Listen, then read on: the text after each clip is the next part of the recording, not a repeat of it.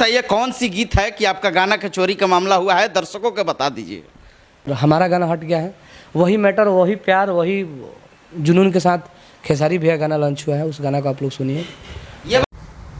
तब जी आदि शक्ति के मालिक मनोज मिश्रा जी और अजीत आनंद जी का चाहता रहो तोहनी के ये खेसारी लाल यादव और टुनटुन लाल यादव आपस में लड़ल हो आ तोहनी के दोनों जना माजा लेवल हो आए। अरे ना लड़ी लो, ये पूरा यादव समाज गारंटी देता तोहनी के टुनटुन लाल यादव आ खेसारी लाल यादव कहियो ना लड़ी लो आपस में।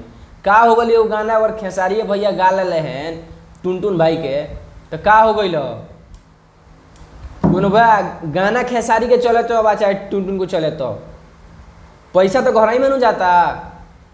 खेसारी के घर चाहे टुनटुन लाल यादव घर बांटल लिखे नहीं बांटल देख लो फर्स्ट टाइम लगैले नहीं हो का कल है टुनटुन भैया अपना मुँह से हमारा कोनो मतलब नहीं कि खेसारी भैया कमास तो बा चाहे हम कमाई तो हमने के बात बराबर बा। हमारा खेसारी भैया से पर्सनली कोनो दिक्कत नहीं है, लेकिन अजीत आनंद जौन एगो सिंगर बाड़े कोई जानत नहीं उनका के अपने आप को समझ लें हम स्टार बनी कोई नहीं के जानते उनका के। आदि शक्ति के मालिक मनोज मिश्रा जी, मनोज बाबा लोग कहेला उनका के, ये दोनों आदमी चाहता है मिल के खेसारी और टुनटुन में उनके झगड़ा करा दी सन। अरे बोलते काहे झगड़ा कर लो तोहनी के बता लो ना, कोनो 8 डोनेट के लोग झगड़ा बा, दोनों अहिरे हवलो आ दोनों आदमी बढ़िया से अच्छा खासा व्यवहार बा। कभी देखला आदमी मुंबई मिलता लो, कभी खेसारी भैया पटना वाले टुनटुन भैया से मिलल है, कभी टुनटुन लाल यादव चल जाला मुंबई खेसारी लाल यादव से भेंट करेला। वो लोग पर्सनली कोनो द्वेष नहीं खे। का हो गल कहले ना टुनटुन भैया हमारे गाना एगो जो खेसारी भैया गा लेल बड़े खेसारी भैया गौला नहीं खन जान के उनका से गवावल गईल बा।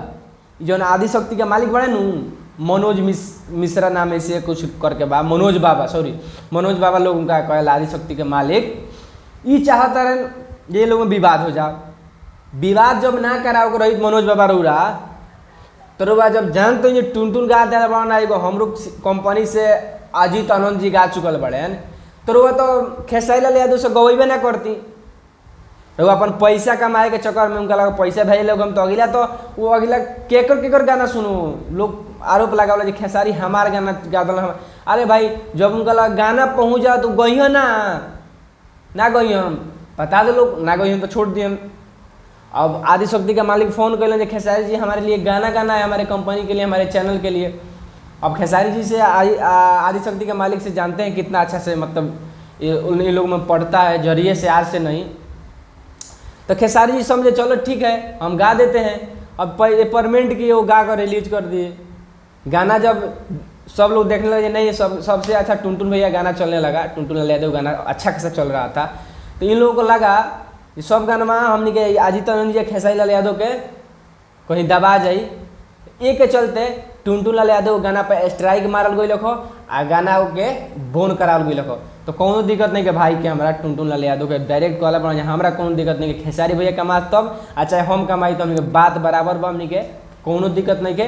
नमस्कार प्रणाम, हम बानी लाल बाबू प्रेमी यादव। रउआ अगर देख रहा बानी खेसारी प्रेमी यूट्यूब चैनल तो चैनल के सब्सक्राइब करी।